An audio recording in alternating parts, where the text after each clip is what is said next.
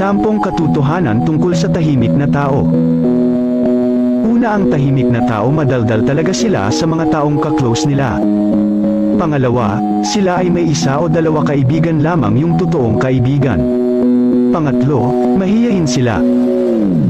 Pang-4, madalas nagsasalita sila sa isip nila.